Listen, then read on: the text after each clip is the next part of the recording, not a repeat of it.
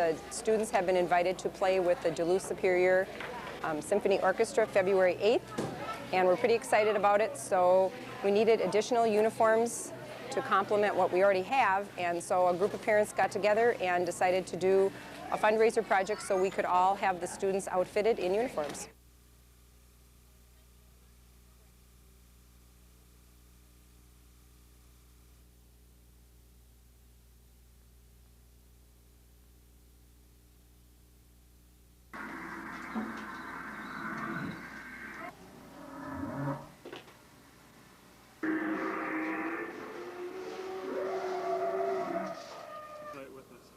Basically what we're doing, we're just doing this to have some fun.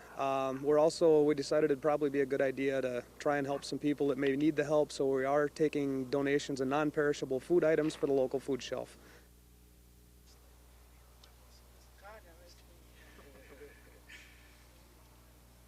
Hey, you two, get over here. Get over behind you. Well, so that was you chewing on a bone down there. Yep. Okay.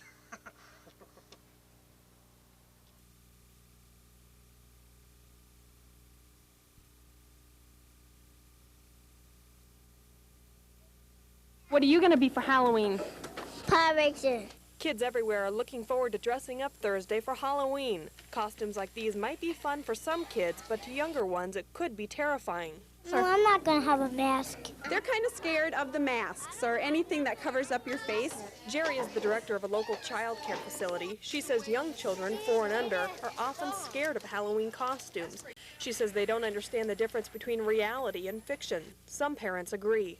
He's just seen his costume and he just thinks it's part of his daily wear, so we'll see what it's like on Halloween. Kara Carlson is a mother of a young boy. She's staying away from Halloween costumes that are violent.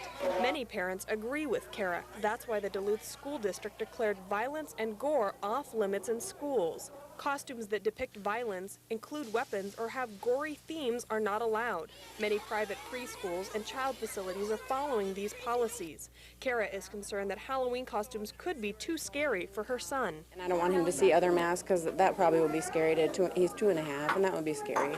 Jeff, a father of a 3-year-old boy, agrees. He says his son, too, is scared of many Halloween costumes. So this year he is going trick-or-treating as a friendly animal. He won't wear anything that's scary, or because I've walked with a scary mask or something, like, you know, at the shop or something. He's been scared. He's going to be a lion.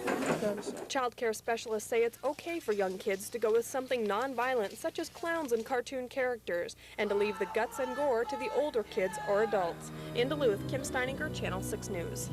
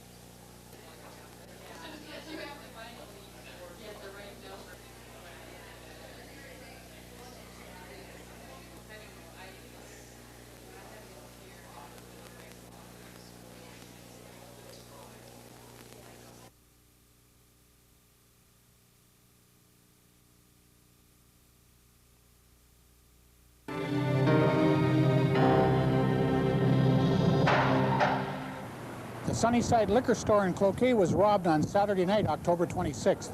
The clerk finished closing up the shop and was carrying out the garbage when the robber burst through the door. He was a slim white male with a gun who told the clerk he wanted all the money out of the till. He wore baggy pants and a dark hooded sweatshirt with a red bandana over his face.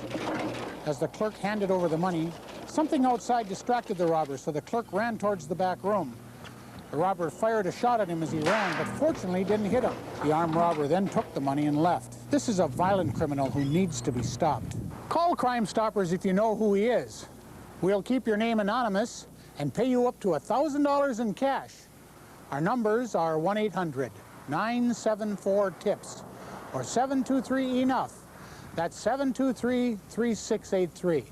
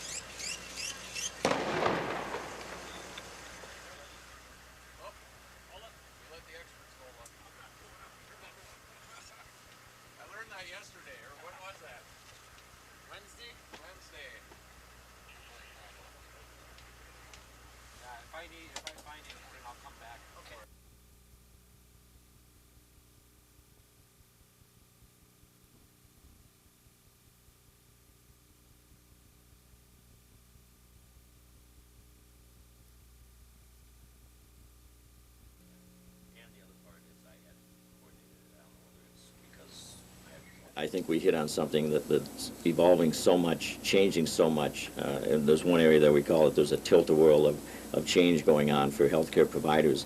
And obviously that affects every one of us every day in some ways. So.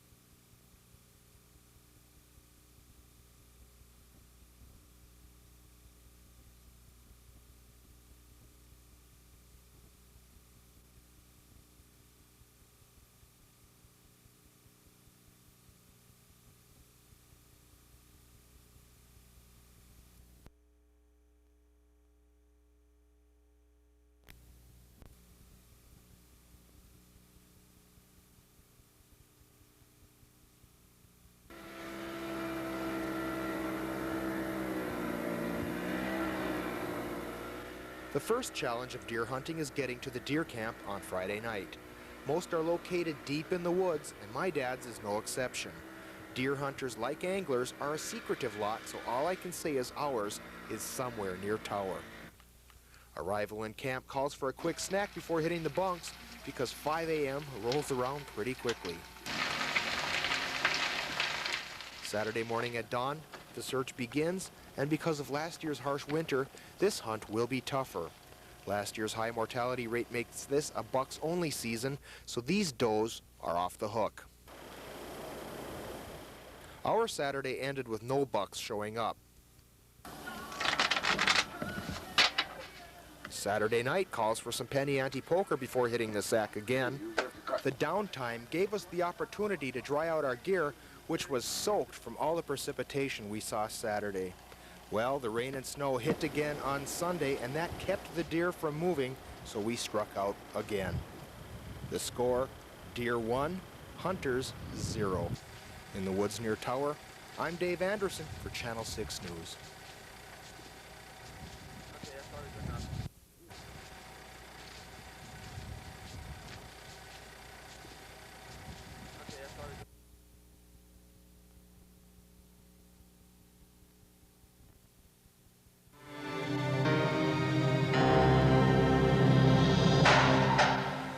The Super America store on 88th Avenue West in Duluth was burglarized at 2:35 a.m. on Wednesday, November 6th.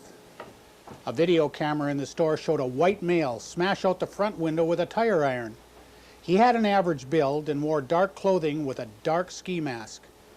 The thief went directly to the cigarette rack, which he pried open with the tire iron. He then loaded over $800 worth of brand-name cigarettes into a large nylon bag he had carried in with him into the store. He then ran out of the store and got into a small pickup truck, never bothering to look for money or other valuables. He knew the store, and he knew what he wanted to steal.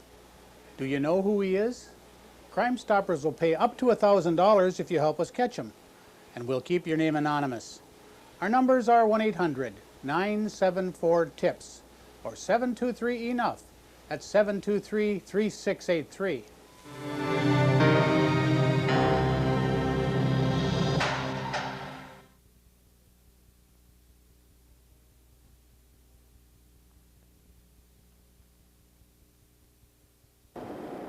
By now, we all know the story. Hunter stalks, hunter waits, hunter spots nothing, or hunter hears doe. It's been a disappointing season, not only for hunters, but for local businesses as well. It's been a little slow. It's maybe a third to a half off from normal years. Matt Warzidlo, owner of Warzidlo Meats, says his business is feeling the effects of a poor deer season. The less deer I cut, the less money I generate. And the less money I generate, the less help I hire, and the less profits I take home. He says he's a little disappointed, but he hopes it means more business for next year. And I'd rather save the doe population for the coming years to increase the business then than to take it all at once and not have nothing in the future. Since hunter success numbers are low this year, not only are butchers having trouble, but taxidermists as well. Season's been down. I'm about 50% of what I normally have in at this point, this time of the year. Bucks seem to be a little scarce out there this year. Randy Bowe, owner of Bowe Taxidermy, says he'll feel the pinch when summer rolls around. The summer months is when it'll be felt the most. By the time that the heads would be complete and back to the customers for the final payment, that's when it'll be felt. But he chooses to be optimistic. I hope fishing season's good. Angela Wang, Channel 6 News.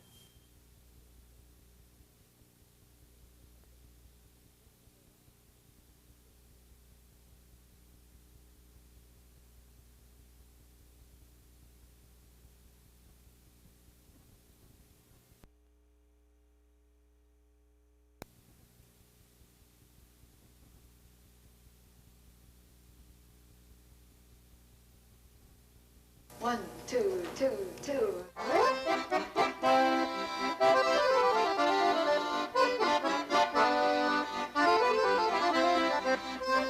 With a smile on her face and a glimmer in her eye, Helmi Harrington is doing something she lives for. This charming German lady not only plays the accordion, she repairs them, collects them, and teaches others the art. All here in this Old West Duluth church.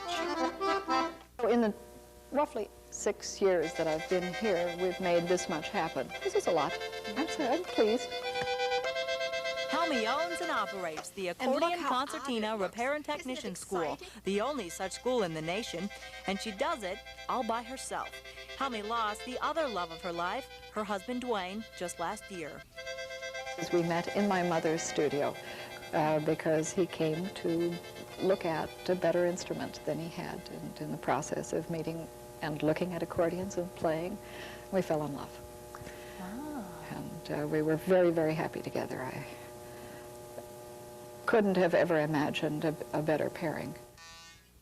There are close to 10 million accordions in the U.S., but only about 25 people certified to repair them. Helmi trained nearly all of them, and those technicians are earning as much as 6 figures. Her students travel from across the globe to learn from the best. Well, I was born and raised up on the Iron Range, Chisholm, Minnesota, and accordions were a part of our life up there. And I've always liked them, and I'm a construction welder by trade, and I wanted something small to work on for a change. I work on big, heavy equipment all the time, and it's kind of nice to work on something where you don't need a sledgehammer and a wedge. Helmi learned her passion from her mother while living in Germany.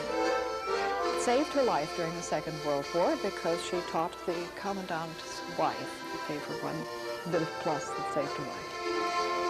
More than 50 years later, the passion Helmi and her mother share has evolved into both the school and the only accordion museum in the country. Here at Helmi's Museum, there are more than 600 accordions, and the collection just keeps on getting bigger. Some are worth as much as $50,000, like this one. It's from the 1960s, and Helmi says each one has a special meaning to her. And yes, of course, I'm proud of all my babies. These are your babies? There they are, 600 of them. They're all personalities to me. They're people. People, she says, she'll cherish forever. And if they aren't put together now, so much will be lost. Who knows how much has already been lost. But if you will, this is my contribution, my legacy to the future. In Duluth, Minnesota, Ann Carroll for NBC News.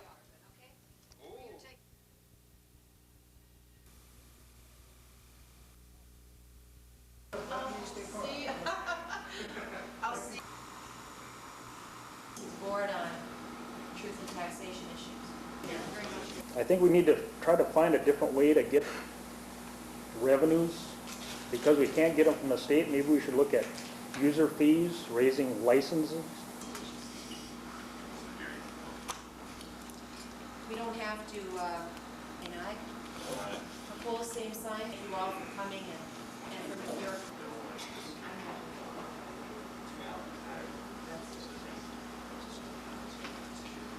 Boy, Karen knows when to go on vacation, doesn't she? Yeah.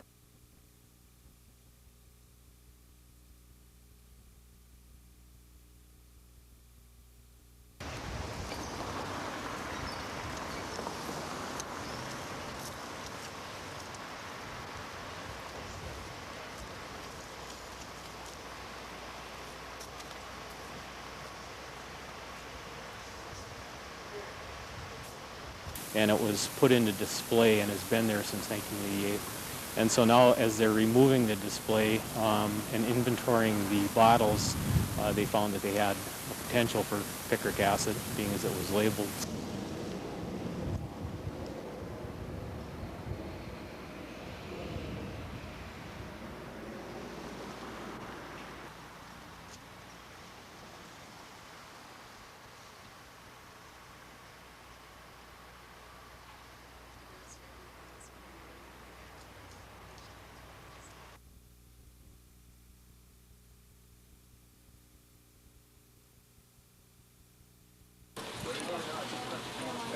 Okay. Thank you.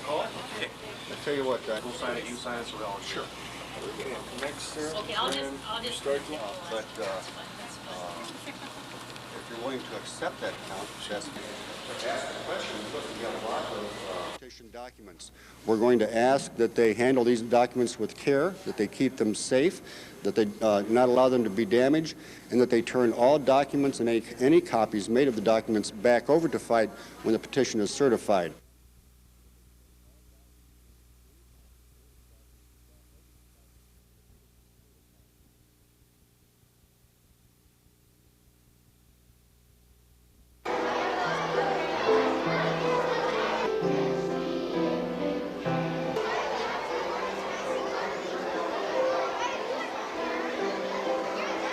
Made these wind socks.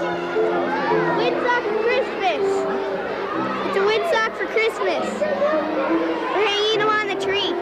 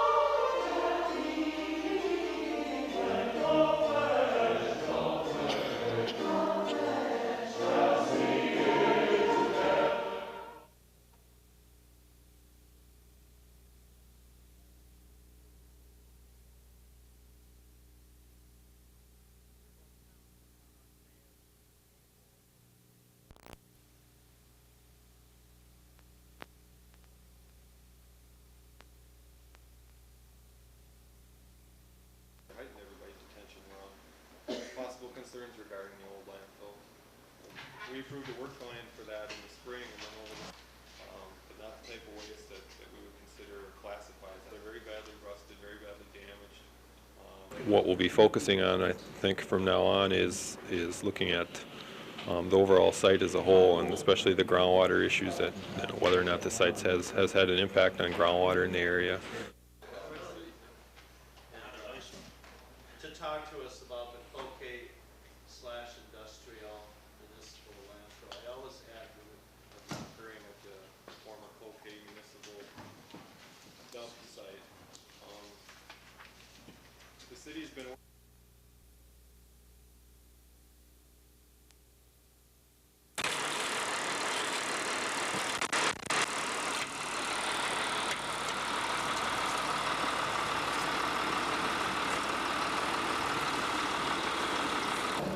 We've got 15 trucks running around town like madmen. So, plug them in. Don't wear the batteries down too much. And if you do need some assistance, give us a call.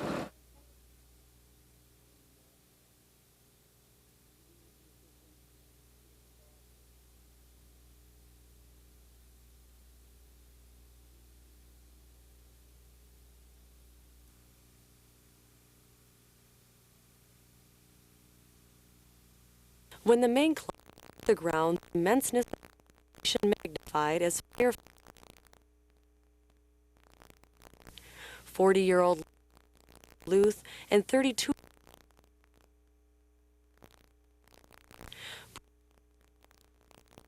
of the at about 3:50 on Friday. They did not believe anyone was in.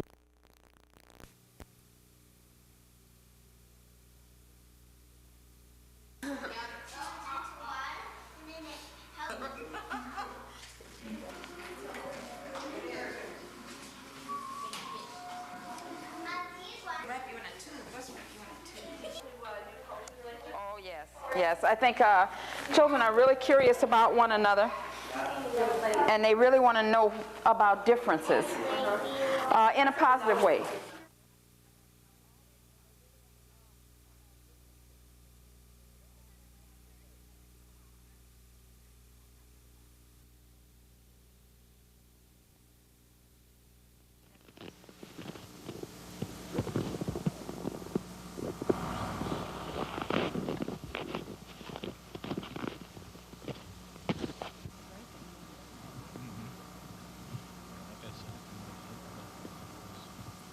Plantations, they're heavier.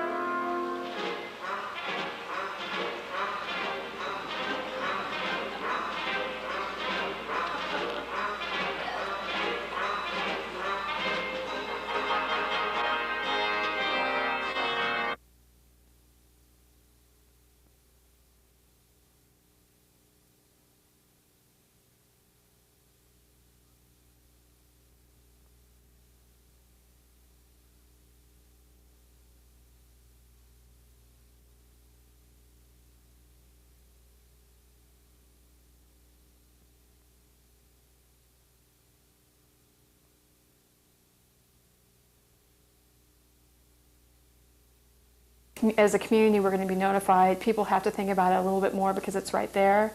But I think as a whole, from the victims and the families that we've talked with, they are very supportive of the law. But Bruce Michon would be an excellent person to talk to if you need to, you may talk with them about how to teach your child to say no. There are, 3 basic steps: say no, get over personal safety, knowing who you're with, making sure that people know who they can call if they see that the offender is starting to cause problems, or if they have concerns. So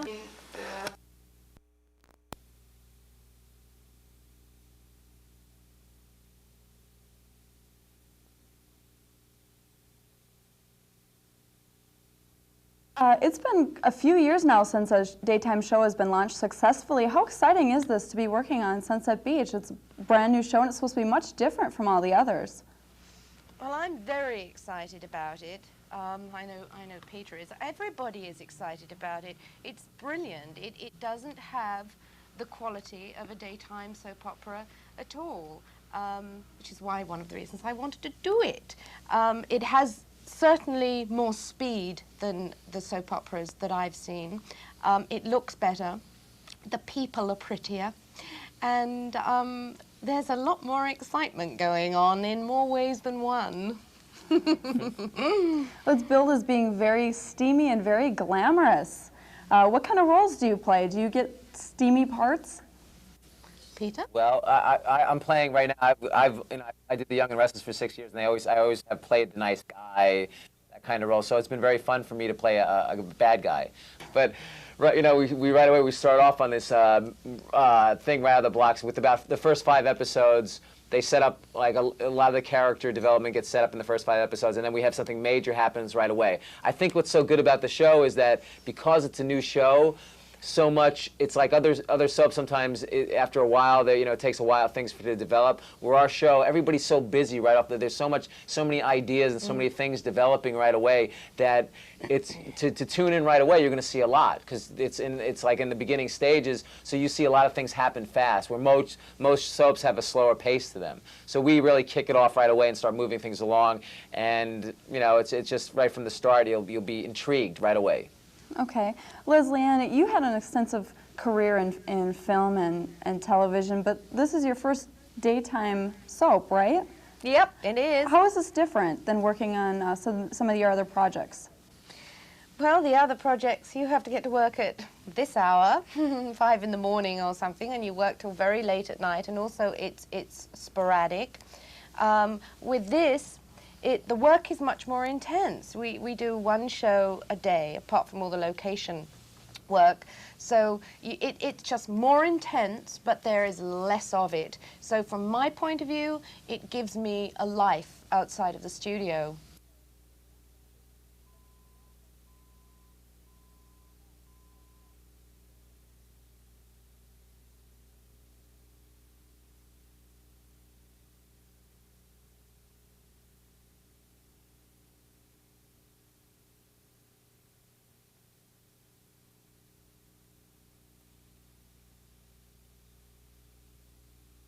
We will now are the St. Mary's Duluth Clinic Health System, and our logo will... Of how we have collaborated on a daily basis.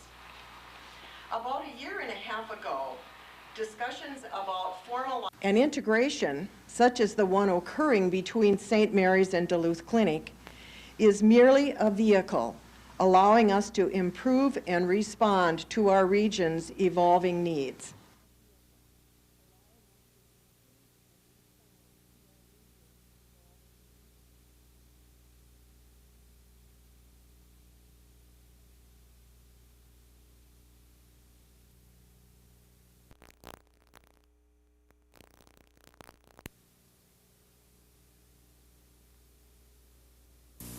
Physical powers. Faster than a speeding bullet. More powerful than a locomotive. He's the man of steel. Able to leap tall buildings at a single bound. The one you can depend on. Superman. The one who's always there when times get rough with the big red S blazing on his chest. Right?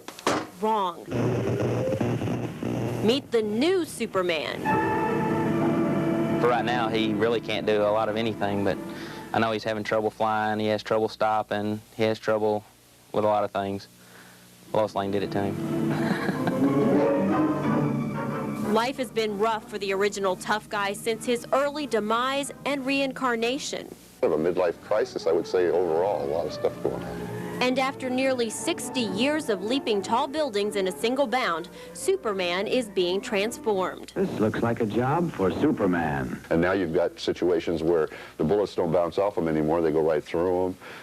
When he's Clark Kent, he's a normal human being. He can be hurt. As our trusty superhero says goodbye to his long red cape, the faithful citizens of Metropolis are stunned by the news. And a lot of them don't like the way he looks. He looks kind of mean and so on. And so a lot of people are having a hard time with that. Jennifer Gladstone reporting for NBC News.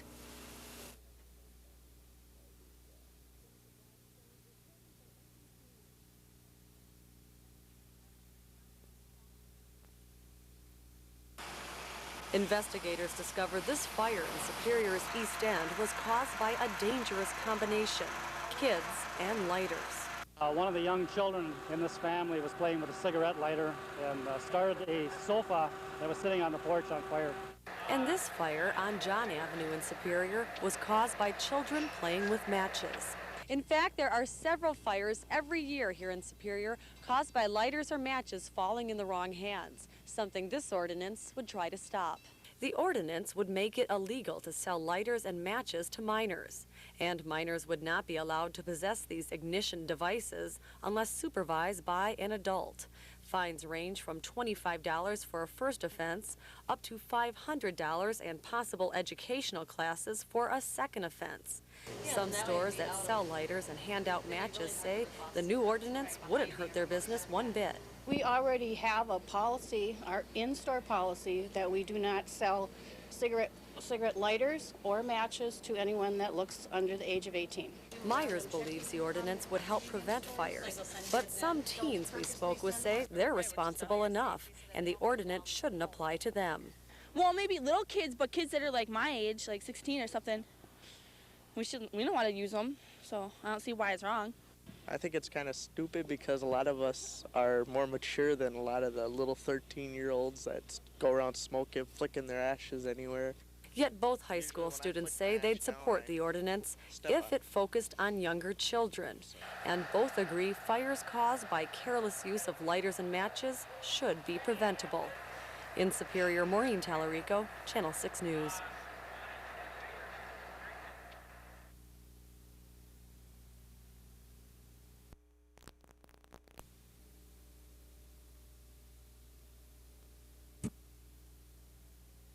We have more board members that are arriving. The board president should arrive Sunday afternoon, maybe early Monday morning. Soon the area is going to be sealed off to even me when the board takes over. At the command post, tents have been put up for supplies and shelter. A mobile unit, communications equipment, and signs are posted at the base of the road leading into the crash site, declaring this area a national defense zone. It takes about 20 minutes traveling in a military tracked vehicle to go the 3 3/4 miles to the crash site. We've got a pretty good packed snow road going in there now. It just depends on how heavy equipment that team asks for as to how much we'll have to improve that. Once we arrive at the accident scene, a winding path leads us back to a huge crater caused by the force of the F-16 hitting the Earth.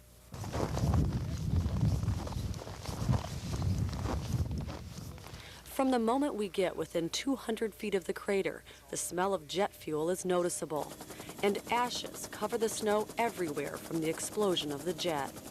The crater itself is about 30 feet long, 20 feet wide, and about 15 feet deep. Inside, there is no plane, just trees snapped in two and small pieces of evidence that something went terribly wrong. The trees behind the crater give authorities an idea of the angle of the jet's decline. Some are missing the top foot, others are sheared off halfway up the trunk. The force of the impact is sobering when you see it.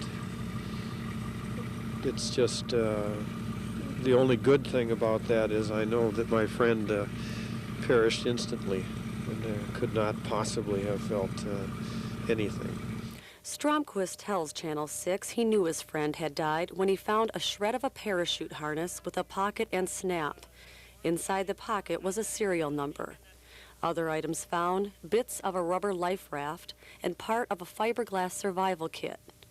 There is evidence in trees, on the ground, and even jutting out of the path leading through the crash area. Some is marked by orange flags, others wait for identifying markers to be placed. There are very few large pieces of the F-16.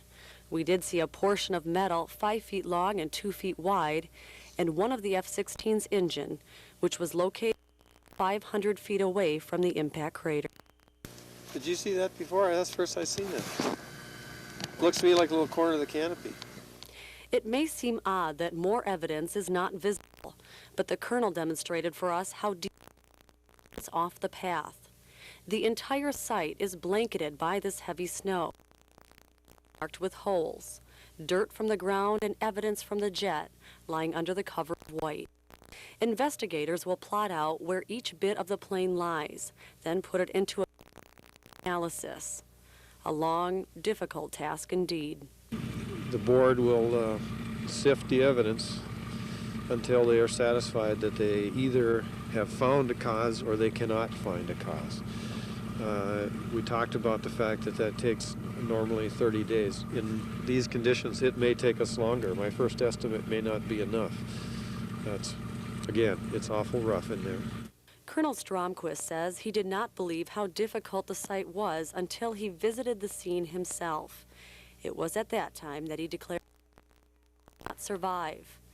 Colonel Stromquist says Major Woodbury's family is relieved of closure in this tragic crash and asks that the community keep the pilot's family prayed. They're doing very well. In fact, one of the comments today was that Brandy, Peter's wife, is doing better than any of us deserved. It's a great comfort to us that she's doing well.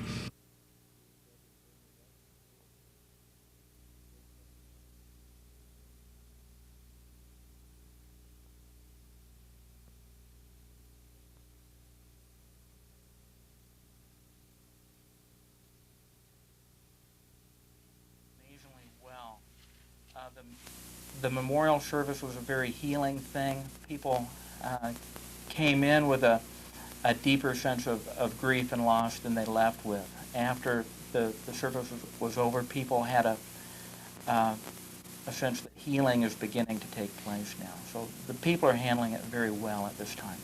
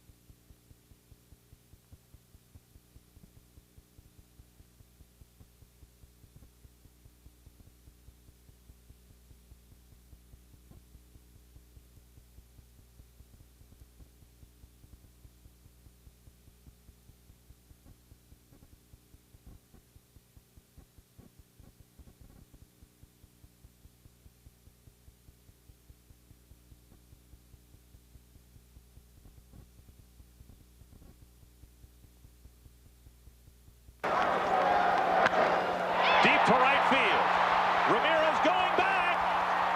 It's gone, a home run. You can't smoke at a Twins game, but you may be helping to buy the team a new stadium. The proposal is to add 10 cents per pack onto the Minnesota cigarette tax. raising more than $34 million a year, enough to cover the public investment in a stadium and still keep 1 cent per pack for anti-smoking education. If we can get more money into educating our children in this state and actually in this country about what does happen and what doesn't happen when you smoke, I think we do ourselves a big favor. And that benefit, they argue, is only a base hit compared to how the tax itself would discourage young smokers.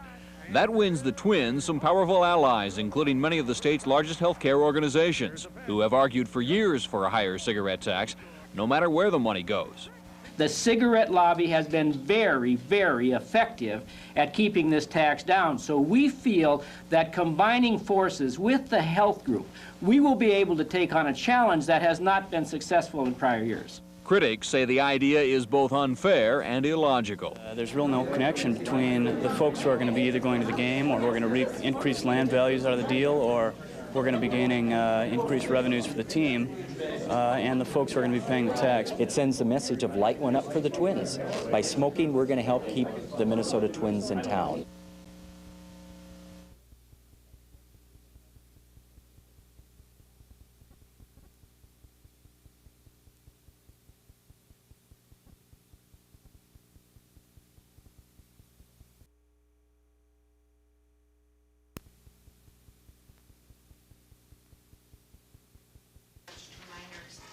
And the ordinance introduced at the request of Fire Chief Gutler to create Section 2390. This was referred from the January 7th council. Before we get into this very hot topic, I'd like to... Our son John is 17 years old, and he's a Eagle Scout. And if he's found with some sort of ignition device, matches or lighter in his pocket, conceivably he could be fined under this proposed ordinance.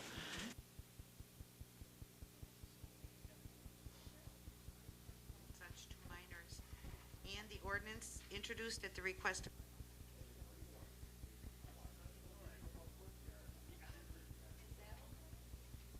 You can talk and talk and talk, but I think people are well aware of the laws and they know what they're supposed to be doing. It's just that they're allowed to get away with it right now.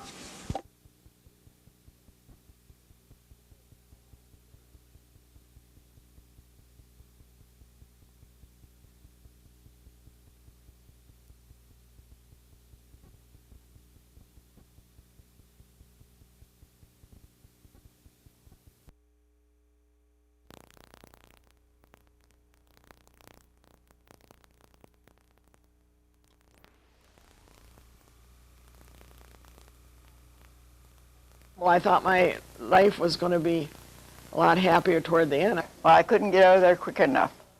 Both of these senior citizens lived at a place called Green Acres in Hermantown. They thought it would be the perfect place to spend their golden years. But both Ann and Virgie say they were abused and neglected by poorly trained, uncaring members of the Green Acres staff. To think how much I gave up to go up there to live as a happy home was very stressful. I kept telling my kids, you got to get me out of here, you got to get me out of here. Ann and Virgie got out with the help of friends who lived nearby. But they're concerned about the safety of dozens of other residents still living at Green Acres. Their concerns and other complaints of abuse and neglect were brought to I-Team 6 by current and past employees who say a lack of training is endangering residents. We've reported they haven't listened to us, right. So and it's gone beyond help and they've died. Some of our sources are currently employed at Green Acres and have asked not to be identified for fear of retaliation. We interviewed more than 20 former and current caregivers and residents of Green Acres and were told horror stories of the way people are treated in this facility. The owners of Green Acres refused to talk with us or let us inside to take pictures. Some of the charges our sources made about Green Acres include leaving drugs out and unattended, in some cases drugs have disappeared, ordering untrained caregivers to give shots, ignoring residents' needs, and swearing at or around residents. We were allowed to do the tube feeding. We were allowed to do the insulin shots. I wasn't taught by the RN to give the insulin shots. I was just taught by another girl. Did you ever have a nurse train you in giving shots? No. Was that a concern of yours? Yes, it was. Why? Yeah.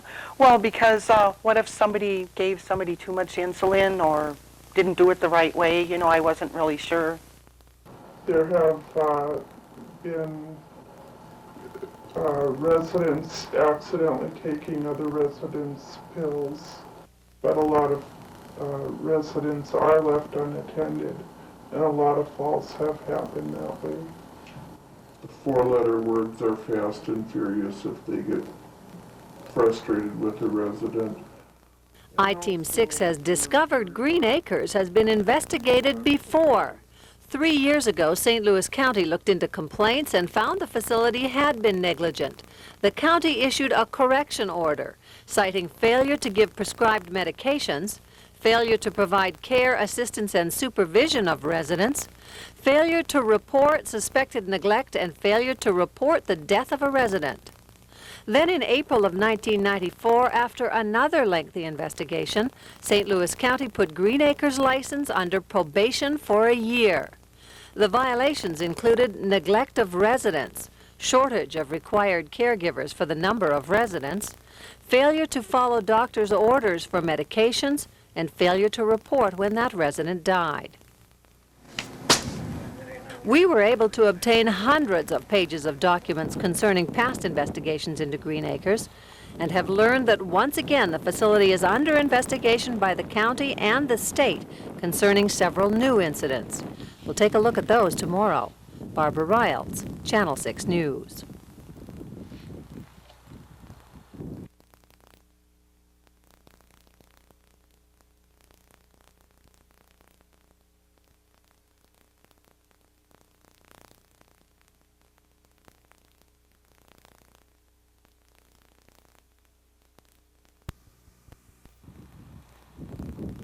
From the outside, Green Acres of Hermantown looks peaceful and well kept. These drawings show what the board and lodging elderly care facility looks like on the inside. We weren't allowed to take our cameras inside to show you. We're told it's beautiful. But the stories being told about the care of the residents here is far from beautiful. They were never helped to the bathroom at night, but they were scolded for having a wet bed the next day. When I would leave at night, she would ask me to have everything by her bedside because she knew nobody would be coming in during the night. She was just afraid. These and other complaints are under investigation by the state and county. Another involves a woman who suffers with dementia who wandered away from Green Acres the night of February 7th, 1996. The resident was outside in a nightgown with bare feet in sub-zero temperatures for anywhere from half an hour to an hour. Employees told I-Team 6 the staff should have watched her more carefully and that she should have been taken to the hospital for treatment of frostbite sooner. When she finally did see a doctor, she needed surgery and skin grafts. The facility is required by law to fill out incident reports in situations like this. We were given a copy of the first draft of the incident report. As you can see, it's 3 pages with lots of detail. But the final report is much shorter with much less detail. They were altered, trying to get a story straight so they didn't look bad. We've also been told of several recent falls in which residents have been injured, something former caregivers tell us is routinely covered up. There was falls all the time. People would write them out, but not what happened exactly. They'd cover up things. Late last month, we were able to talk with an elderly woman who was here at St. Mary's after a fall at Green Acres. We were surprised to learn that she had no bed at her home in Green Acres. Because of back problems, the woman prefers to sleep in a chair. This drawing shows where she sleeps in the commons area of the facility. But management moved her bed out of her former room and converted it to a more expensive private room, leaving her with no place to call her own. We confirmed this with several sources who work at Green Acres. Every night she sleeps in a chair. She sleeps in a reclining chair. And is there a bed available for her if she wants to sleep in it? No, they removed it from the unit. It's gone. I felt sorry for the people who had to be left to put up their own fight.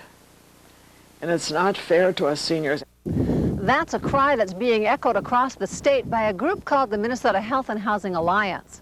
They say board and lodging facilities for senior citizens must be more closely monitored to ensure the safety of their vulnerable residents. Barbara Riles, Channel 6 News.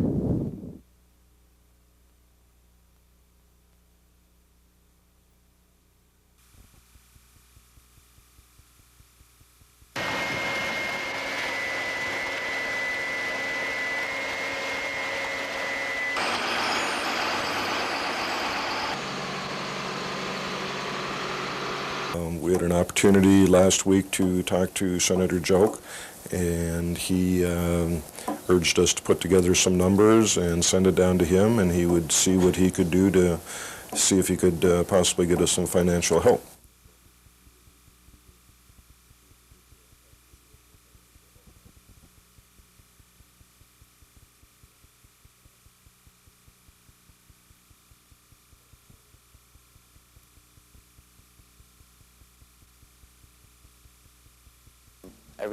Faggot, queer, words that I won't even say.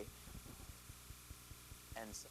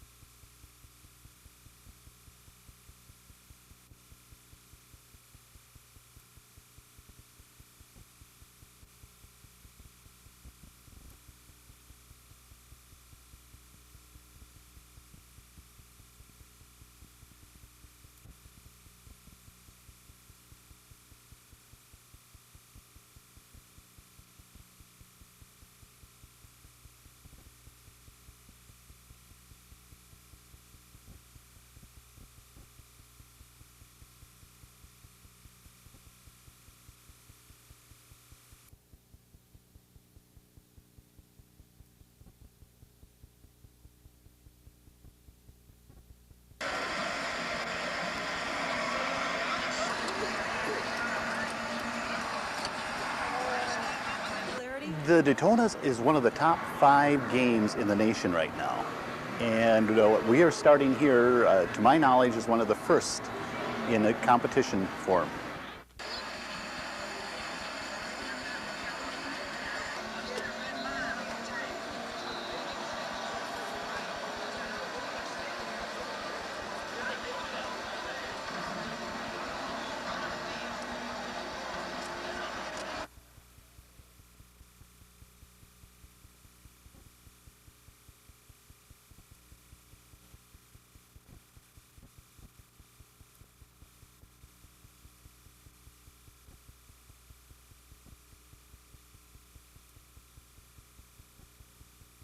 We have been preparing for this concert in the classroom, and so that they understand a little bit better about some of the classics and this kind of a setting.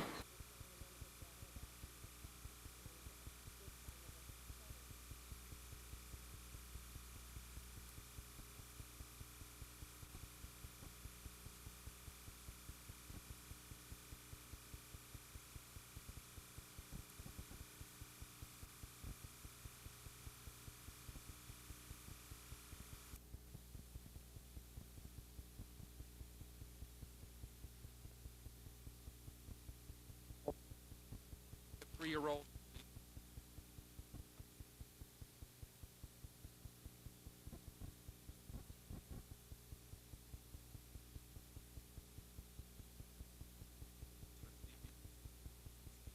by far the worst abuse that I've ever seen.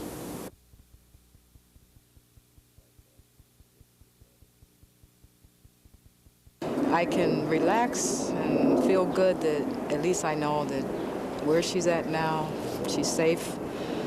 She won't ever suffer no more. She won't have to worry about nobody doing anything else to her, ever.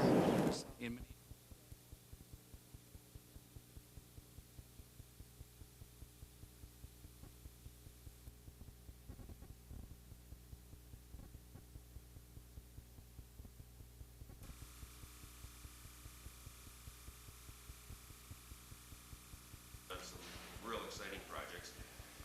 Also have provided to the Youth Advisory Committee, I've asked exact safety words. One of those discussions has been in the area of violence in the community, but somehow to unite us together. And I go, this is not a project that I want the city of Duluth to fund as far as city government is concerned. I want everyone in our community to have a piece of ownership of nonviolence in peace in the city of Duluth. Beyond this group, there will be a fundraising group set up. Some of them may or may not be involved in it. And we're asking that we want this effort of not just raising.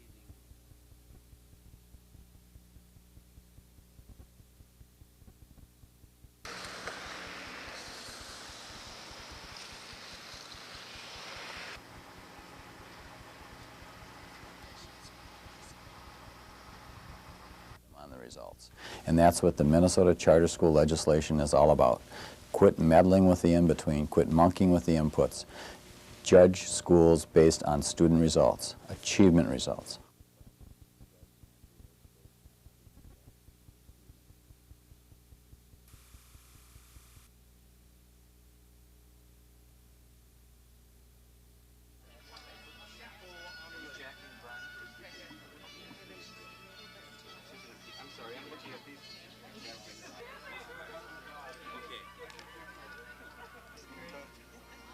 Here with you to consecrate and celebrate your union as husband, to be faithful to her. With this ring. Yeah!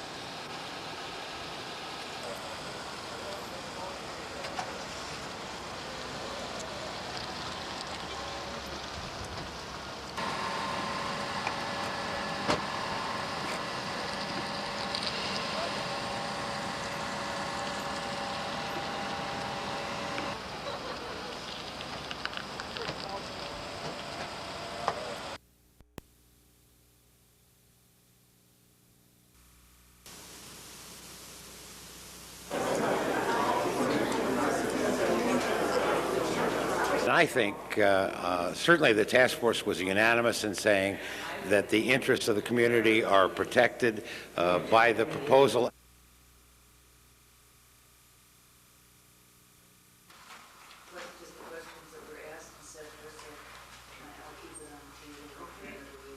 Okay.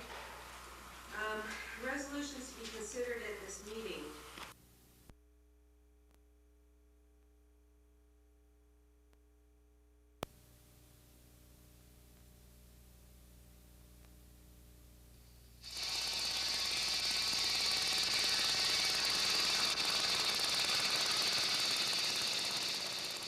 My family has been cutting ice on Saginaw Lake nearly as long as ice has been cut, and that tradition is alive and well in today's high-tech age. We do it for necessity because we use it for, we sell quite a bit of ice, and we also use the ice house for storage for our fresh stuff, and it's just handy in the summertime when it's warm. It's really nice stuff to have. It's a time-honored practice, but one that has changed over the seasons. We cut this first with a circular saw and cut it down 11 inches, and then we chip it out with a hand chisel, and the cakes are usually all come out pretty good. It's a lot easier doing it now than when we used to saw it by hand. That was not fun. That was a lot of work because you were soaking wet all the time and you were just plain wore out, and it was a 4 or 5 day job then. A lot easier with power tools, what few we got. And without electricity, storing the ice through the summer months is also a challenge. The walls on this are about 3 feet thick and they're insulated real well. And then there's about 4 feet of insulation in the ceiling. So it lasts pretty good. It doesn't make it all summer, but we go until the first part of September, and by then it's no problem. It's hard work. Nearly 700 blocks are needed to fill the ice house. The size of the job makes it a family project, one that is passed from parents to children. We've been doing this for, well, I can first remember doing it in late 40s, early 50s, and my folks were doing it way before that. Even though winter still has a grip on the North Country, it's a land where a new season never seems very far off. There's no air conditioning up here. The only air conditioning is to sneak into the ice house once in a while. You're getting ice. It's awful nice in there. It's about 31, 32 above in there. Pretty nice and cool. Getting ready for summer on Saginaw Lake. Rich Powell, Channel 6 News. Oh, really?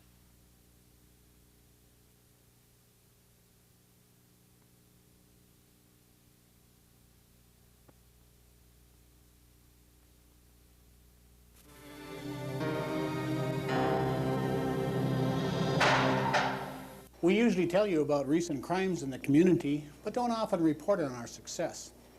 People always ask, how's the program doing? Are we catching any crooks? Some of your recent tips have led to several interesting recoveries and arrests.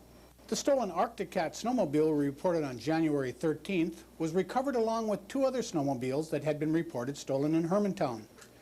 Tips from the Canal Park Inn burglary we reported on November 25th led to the recovery of several of the television sets.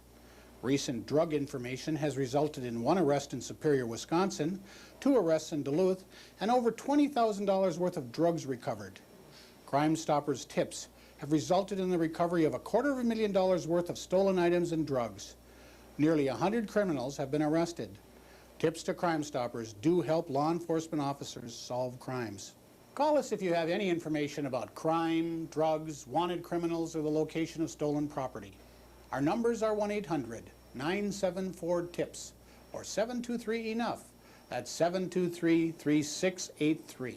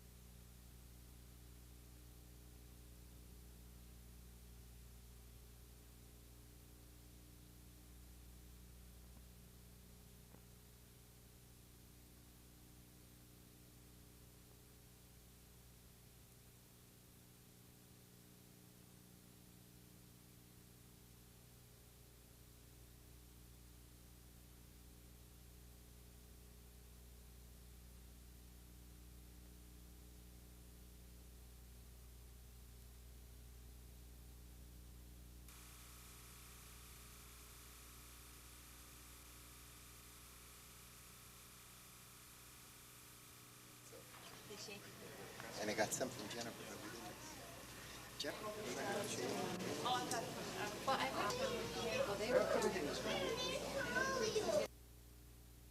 The fund participants are doing excellent work.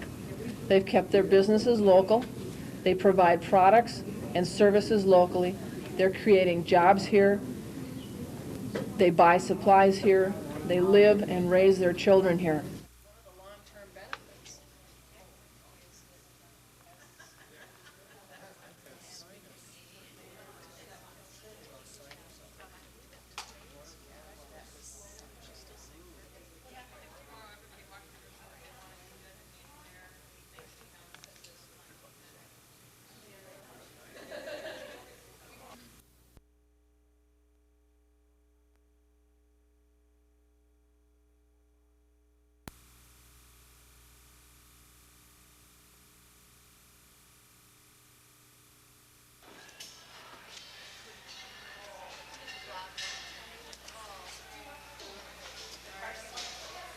There's a lot of people that say that they've got cabin fever. They're very tired with the snow and the bad weather, and they just want to get like a little bit of sunshine in their life, I guess.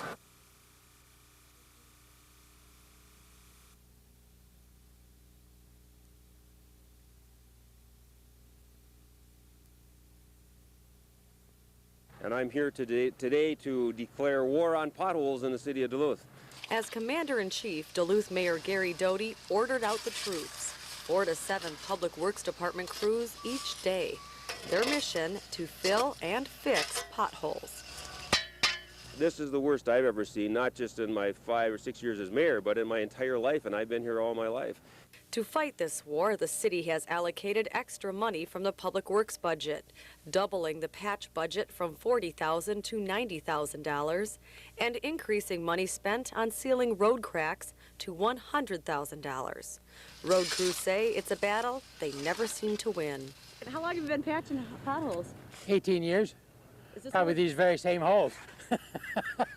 So we're declaring war on potholes. We're going to fill a pothole or two here, and then our crews are going to go to work and get the entire city done so people don't lose their mufflers and pop their tires and all those things that have been happening around here. Mayor Doty admits patching isn't enough and points out that the city has spent $20 million in the past 4 years on long-term street repairs.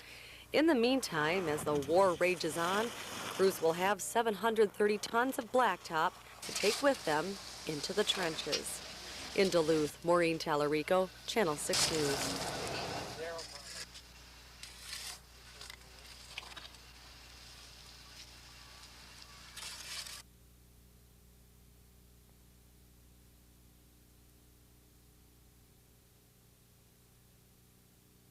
This picture here is really tells it all, I think. That it disguise themselves. Who will the People on hand to do this. So we're thinking. They'll get a warning letter initially. Second time, it's a fine of $250. So it's not going to put anybody out of business, but it will make them be very aware of carding these children.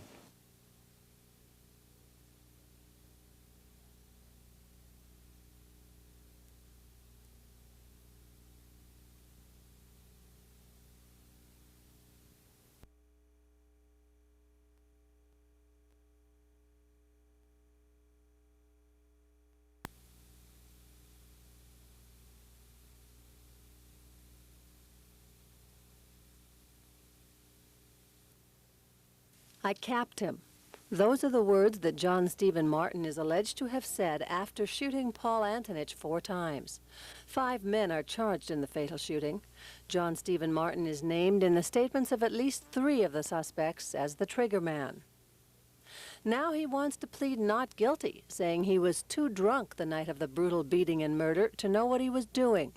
Martin's attorney has asked Judge Robert McCauley to allow him to use a defense of diminished capacity, intoxication, and blackout. Well, it almost sounds like he may be trying to claim this as some form of a mental illness defense, because he's using the term diminished capacity. Assistant Minnesota State Attorney William Klump says he's never seen this type of defense used successfully, but if Martin's attorney can convince a jury that his client was indeed mentally incapacitated, it is considered a complete defense in Minnesota. The insanity defense is, in fact, what we would call a perfect defense. If the defendant can establish the insanity defense, then they are not guilty by reason of mental illness or deficiency, and so there is then an acquittal entered. But if Judge McCauley will not allow that defense, Martin's attorney could still use intoxication as a way to reduce the charges. Well, being voluntarily drunk is not a defense to any crime in Minnesota. Jurors can be instructed to consider whether a defendant was so drunk that he couldn't form an intent to commit a crime. That could take the crime down from first-degree intentional homicide to second-degree murder. That could mean a substantial difference in prison time if convicted.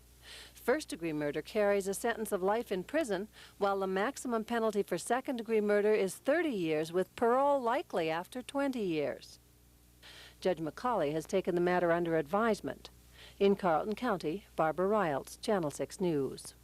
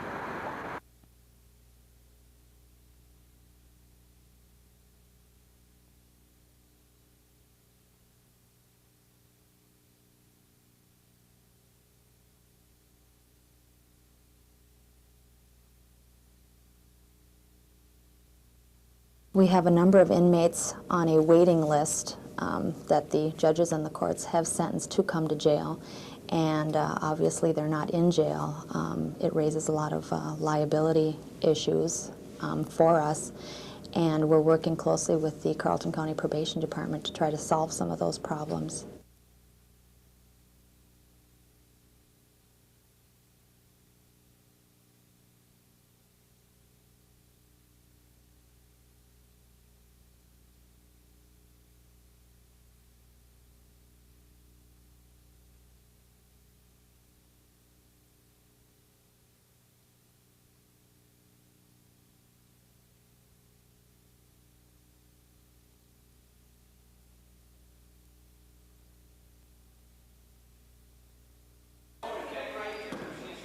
Wilderness camping is popular with many adults these days, and the practices of careful camping are being taught to groups of elementary students statewide. The presentation incorporates skits and real props to deliver a clear message. When you're in the woods, leave no trace of your visit.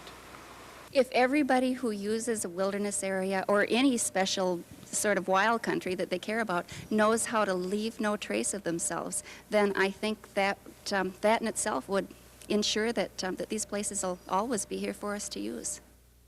The gym at Stowe Elementary School served as the scene for this presentation, but as imaginations went to work, students quickly caught on to the outdoor lessons.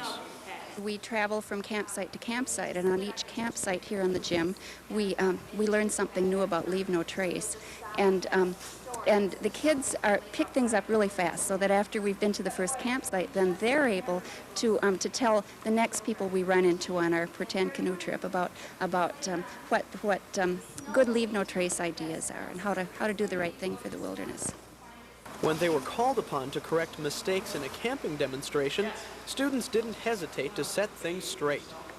She didn't know what to do, and we were like telling her like what to do, and she was like acting like and it was really funny because she's like, little kids were telling her what to do, and she's like an adult. And the teachers say that the kids seem to learn a lot from it, and we hear from a lot of the classes afterwards. We hear stories from them, and they send us pictures and letters, and it's really been a tremendous response. This is something that everybody seems to like.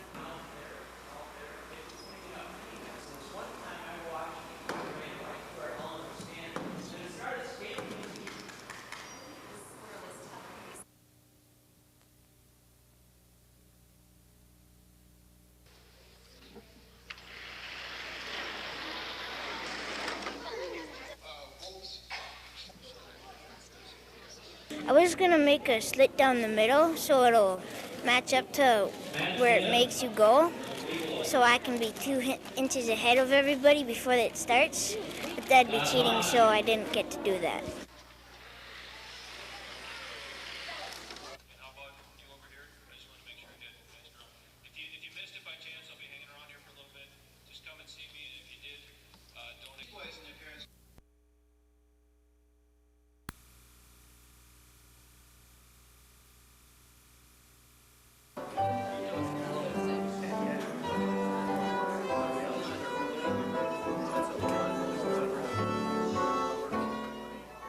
Meet Ruben Selman, musician, Swedish immigrant, retired machinist, and as of today, centenarian.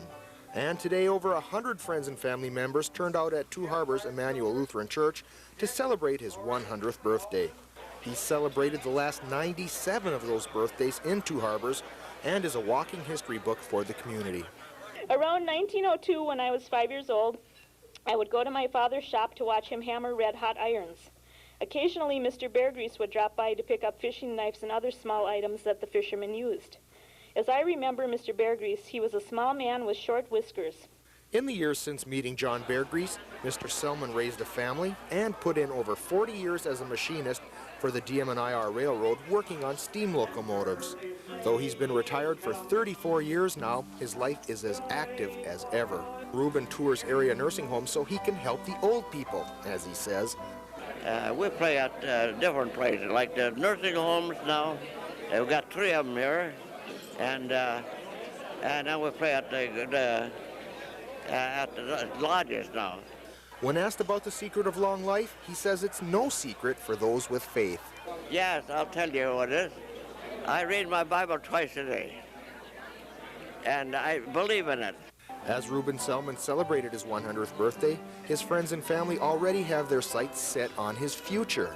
Ruben, Ruben, we've been thinking what a great day it will be when we reach the year 2000 and you'll be 103. Just under 70 years from my 100th birthday, I'm Dave Anderson for Channel 6 News in Two Harbors.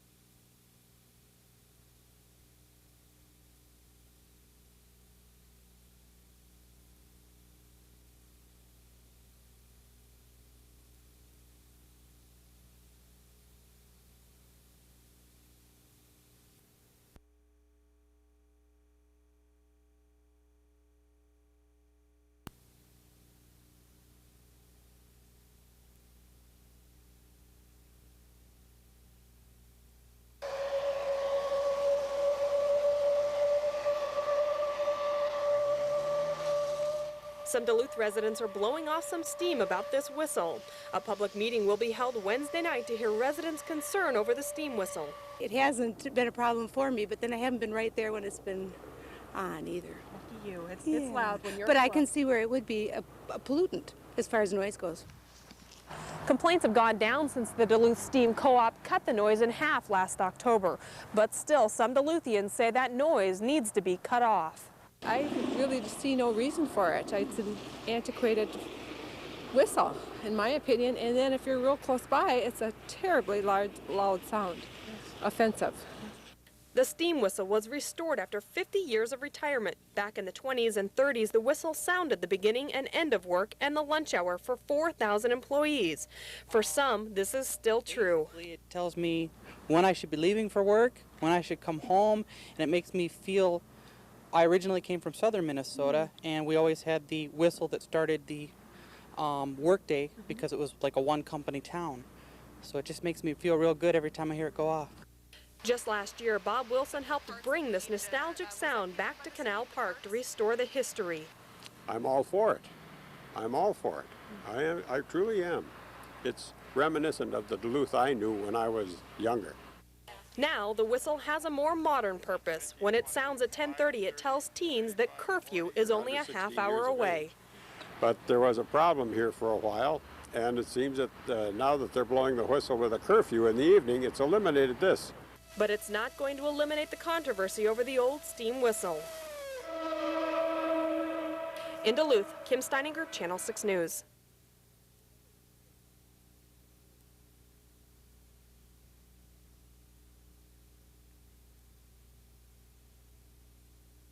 Running on this trail is scary. Right there.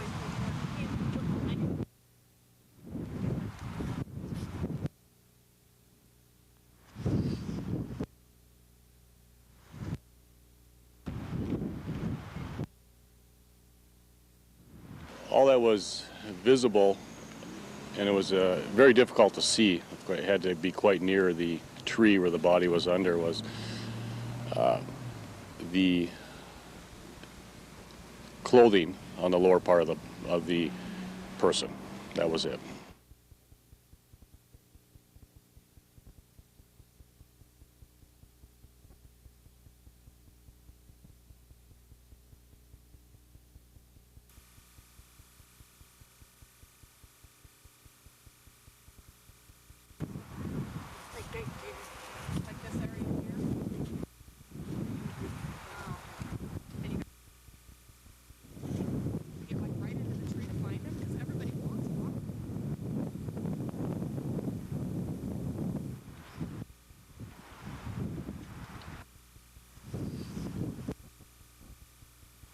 Right now, there's no way of determining how someone ended up there. The body has been there for some time. I can't be exact as to the length of time, but the body was snow covered.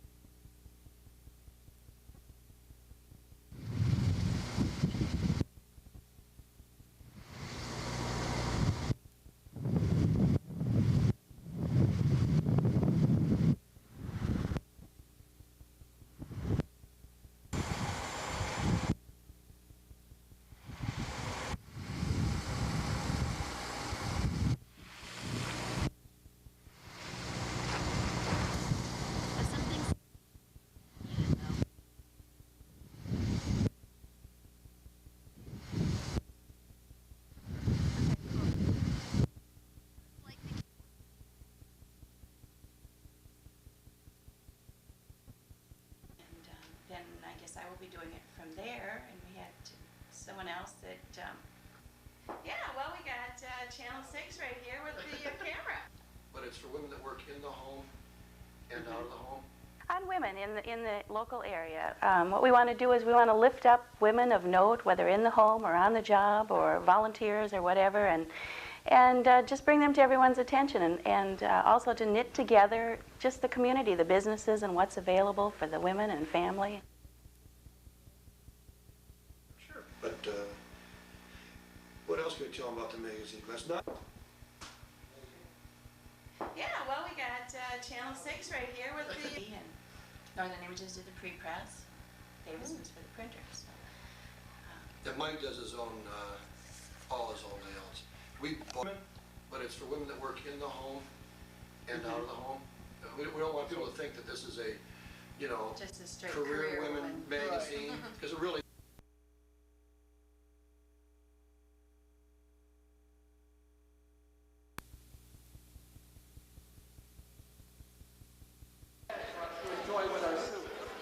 Over 1,500 bowls are on display, each having its own unique feature.